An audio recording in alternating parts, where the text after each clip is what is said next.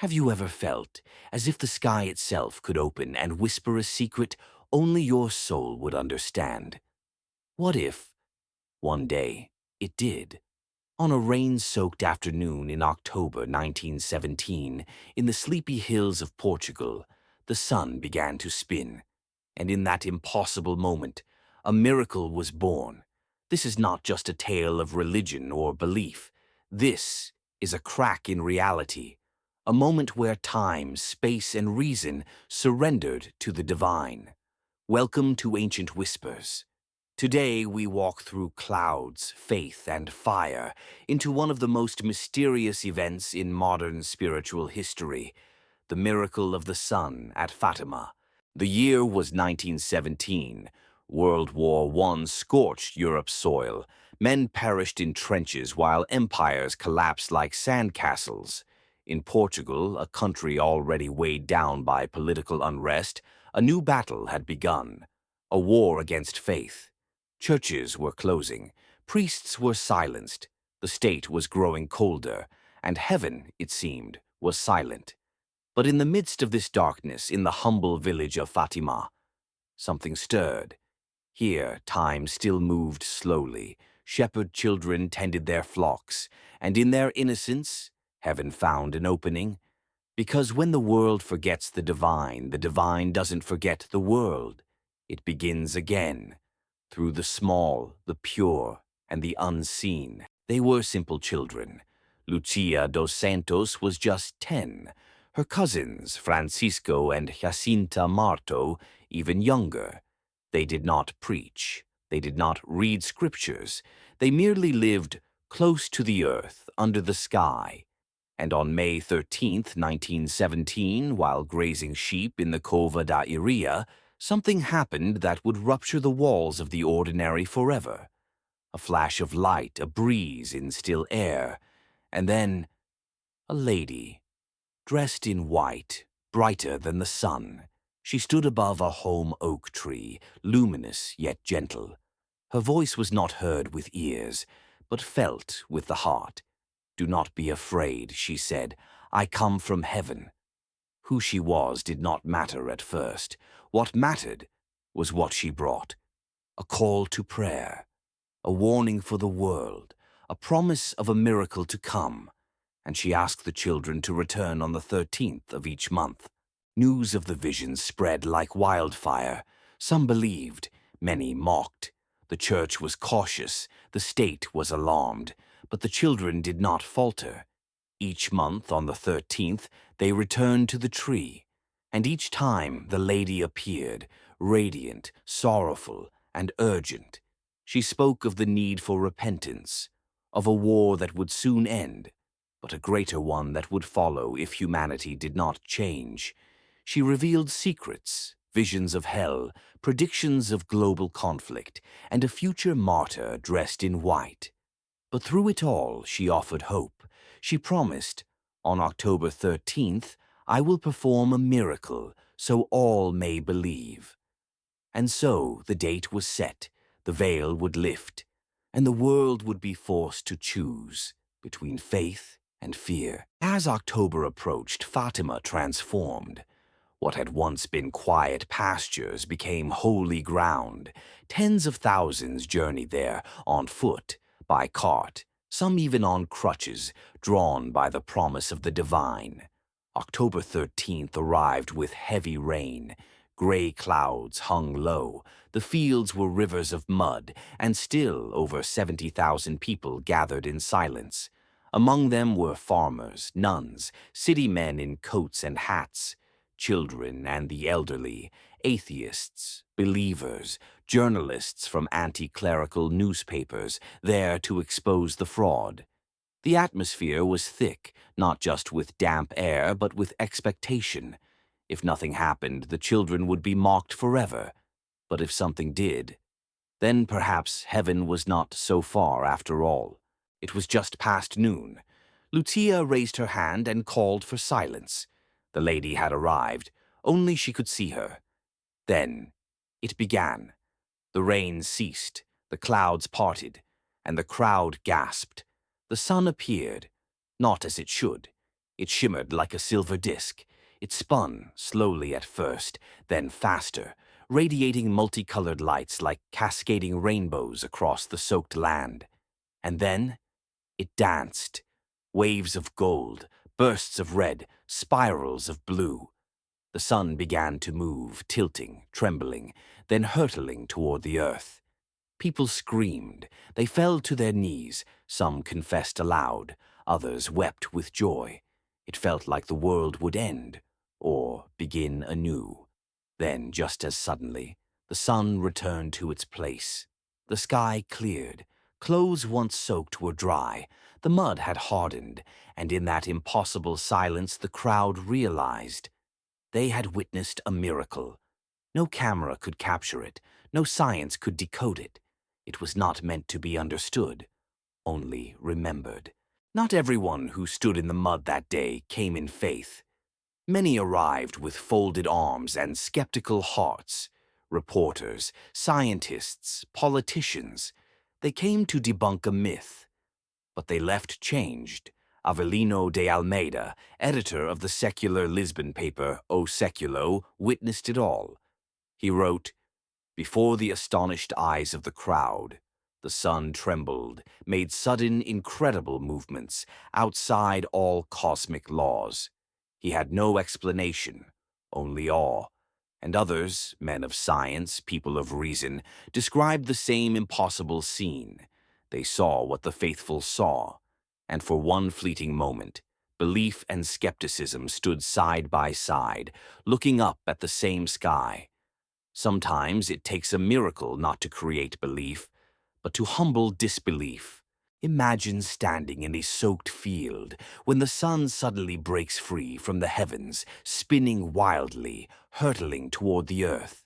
That's what they saw. People cried out. Some shouted confessions into the wind. Others collapsed to the ground, praying the act of contrition. Old men wept. Children screamed. It felt like the end, not just of the world, but of everything they understood. But it wasn't death they witnessed. It was awe, the sacred terror that comes when a human soul brushes against the hem of the eternal. In those moments, the miracle was not just in the sky. It was in the hearts breaking open below it. When the sun stopped spinning, when it floated calmly once more in the sky, a great hush fell over the field. The crowd stood still, as if no one dared to breathe, for fear it would all vanish. The rain was gone, the ground dry. Clothes that had clung to cold skin only moments before, now warm and light. It felt as though the laws of nature had been rewritten, not in anger, but in love. Many later said, it was not the sun we saw, but something beyond it, a presence, a glory. And in that silence, no one asked, was it real? Because the answer had already soaked into their souls. In the weeks that followed, experts rushed to offer explanations. Some said it was mass hallucination. Others blamed atmospheric optics, sundogs, parhelia, light refraction. They spoke of ice crystals, emotional suggestion, group hypnosis. But here's the mystery. Over 70,000 people saw the same impossible thing. At the same time, from different angles, in different emotional states. Among them were children, atheists, scientists, people not inclined to believe. And yet, they did. Theories multiplied, but none satisfied the question burning in every soul.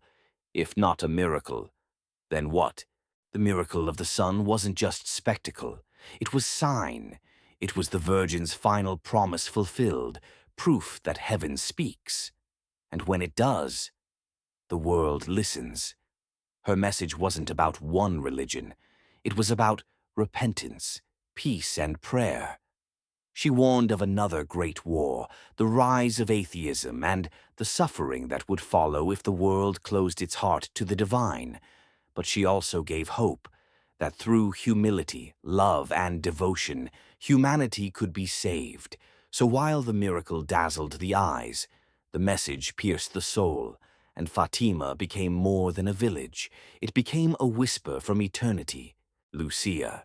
She was only 10, a shepherd girl with no schooling in theology, no access to libraries or books of prophecy. And yet, her words carried a wisdom far beyond her years. She spoke of a lady from heaven, of visions of hell, of nations rising and falling, of a light so bright it could burn away sin. How could a child imagine such things? Unless she wasn't imagining at all. To hear Lucia was to feel as though the veil between this world and the next had been lifted, by someone too young to lie and too innocent to pretend. Heaven often speaks through children, because their hearts are still soft enough to hear it. During the apparitions, the Virgin entrusted the children with secrets, 3 to be exact. The first, a vision of hell, not a place of punishment, but a glimpse of the soul's distance from God. A warning, not of wrath, but of separation.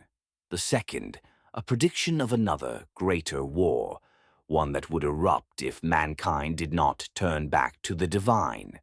The third, kept hidden for decades, its slow revelation would spark both reverence and controversy.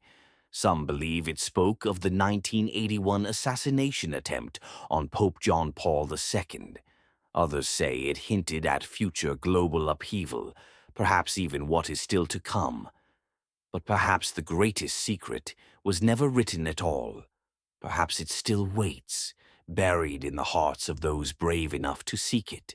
Jacinta and Francisco, young cousins of Lucia, did not live long after the miracle.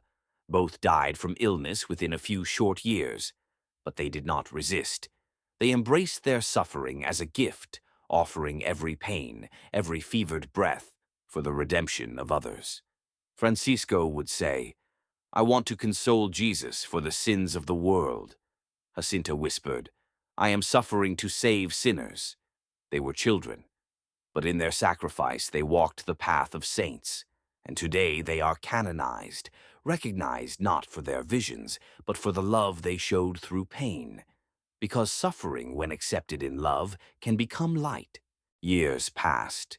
The Church watched carefully, and then in 1930 it made a quiet but thunderous declaration. The events at Fatima were worthy of belief. It did not say you must believe, only that the evidence, spiritual, historical, and testimonial, was enough to open the door. But belief, as always, is a choice. You can see the sun spin and still explain it away, or you can feel something stir within, a memory you cannot name, and follow it home. Fatima asks not for dogma. It invites wonder, and from wonder, faith may rise. After the miracle, Fatima was no longer just a Portuguese village. It became a global heartbeat. Pilgrims arrived from every corner of the earth, some crawling on knees, others lifting hands in prayer. The fields that once held sheep now hold candles, rosaries, tears, and whispered hopes. Popes have visited, world leaders have bowed, and still today, millions walk its soil each year. But the miracle is not trapped in 1917. It lives on in every heart it awakened. Because Fatima is not a place, it is a promise that the divine still walks among us, and sometimes the sun itself becomes a messenger. Before the miracle, the fields of Cova da Iria were nothing special, just farmland trampled by sheep and shadowed by clouds. But October 13th changed that forever.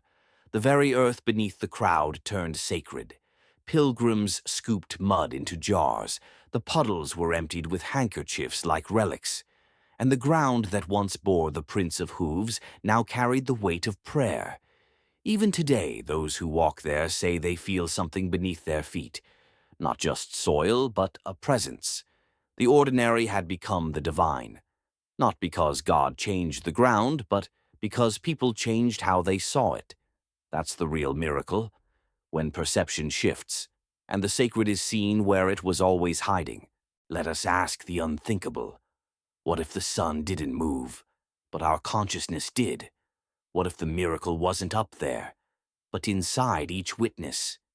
Consider this. Thousands of people described the same impossible event, yet astronomers reported no unusual solar activity. So what happened?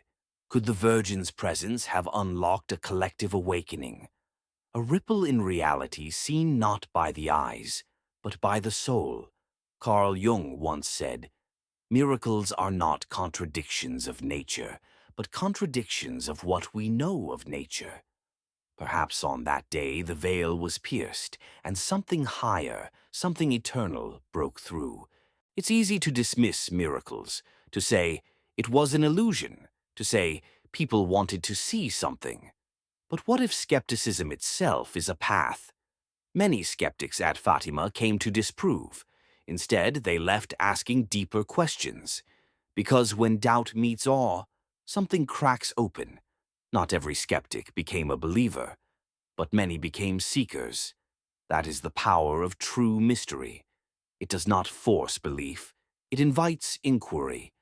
And inquiry done with an open heart is another name for devotion. Fatima is a Catholic story, but its message belongs to the world. It speaks not just to one tradition, but to all who hunger for truth, prayer, repentance, peace. These are not doctrines. They are echoes in every sacred text. When the Virgin spoke to Lucia, she did not speak in theology. She spoke in love. And love is the first language of every soul. In this way, Fatima transcends religion. It becomes myth, symbol, archetype, a call to remember what we are beneath the labels. We are light, and we have forgotten. But Fatima reminds us. Some say Fatima is over, a relic of the past. But prophecies don't die. They unfold. War did come as she warned. Nations did fall. And still, the world teeters between fear and faith. The third secret, revealed or not, may still be blooming in silence. Perhaps the miracle wasn't just for that moment, but for this one. For now. For us. To remind us that the world can change in an instant. That light can break through the darkest clouds. That heaven still watches and still speaks, if we're willing to listen. Some say Fatima is over, a relic of the past. But prophecies don't die. They unfold. War did come, as she warned. Nations did fall. And still the world teeters between fear and faith. The third secret, revealed or not, may still be blooming in silence. Perhaps the miracle wasn't just for that moment, but for this one, for now, for us, to remind us that the world can change in an instant, that light can break through the darkest clouds, that heaven still watches and still speaks, if we're willing to listen. That morning the skies wept, rain fell without pause, soaking the fields and the thousands who waited. The mud clung to their legs. The clouds pressed low, heavy with skepticism. But then, when Lucia raised her voice and asked for prayer, the heavens shifted. The rain ceased, the sun appeared, and the drenched garments of tens of thousands suddenly dried. Not just metaphorically, literally. Witnesses described their clothes going from drenched to dry in mere moments. No wind, no heat, just change. How? Why? Perhaps because the outer world reflects the inner, and when faith rises, nature responds. It was as if creation itself bowed to something higher. She was called the Lady. She wore white. She stood in light. But more than her name or appearance, it was her presence that shifted the earth. In Fatima, the divine came as mother, not a distant judge, but a compassionate guide, tender, urgent, loving. She did not speak of punishment, but of awakening. She did not demand obedience, but invited transformation. This is the feminine aspect of the divine, often hidden, rarely honored. At Fatima, she stepped forward, and in her silence and radiance we saw that salvation does not come through fear, but through a love so vast even the sun must dance in its presence. October 13th was not just a miracle, it was a convergence. The earthly and the divine met. The veil thinned, and the boundaries between matter and spirit, between sky and soil, were erased. What the people saw may never be fully understood, but what they felt, that stays. It was a day when heaven whispered, "You are not forgotten." A day when the sun looked down and said, "Yes, I remember you." A cosmic embrace, a message wrapped in light. You belong to something infinite. The sun no longer spins. The sky holds no promise of returning visions, and yet Fatima lives. It lives in the quiet prayers of mothers, in the candles lit at twilight, in the pilgrim walking barefoot to a chapel no one else sees. Miracles are not events, they are echoes, and Fatima echoes still, in every soul that chooses peace, in every heart that turns to the divine. The miracle is not a memory, it is a rhythm, and you are part of its song. What happened at Fatima may never be proven, but neither can it be erased, because the most sacred truths do not live in newspapers or footnotes. They live in the trembling space between breath and belief, and sometimes when the world forgets what is holy, the heavens remind us, not with thunder, not with commands, but with a whisper that sounds like children praying, a whisper that glows like the sun in motion, a whisper that still calls to us now. Return to the light, all is not lost. You are still loved. Perhaps Fatima is not just a place in Portugal. Perhaps it is a place within the soul, a threshold, a moment, when mystery bursts into the daylight, and perhaps the miracle of the sun was never meant to convince the mind, but to awaken the heart. So next time you feel lost, or wonder if the divine still sees you, look up, not to find proof, but to feel presence, because maybe, just maybe, the sun remembers what we've forgotten, and maybe it waits, still spinning gently behind the clouds, ready to dance again, when the world is ready to believe. Thank you for watching Ancient Whispers. If this sacred retelling stirred your spirit, like, share, and subscribe, and always look beyond, listen deeply, and trust the light that never leaves you.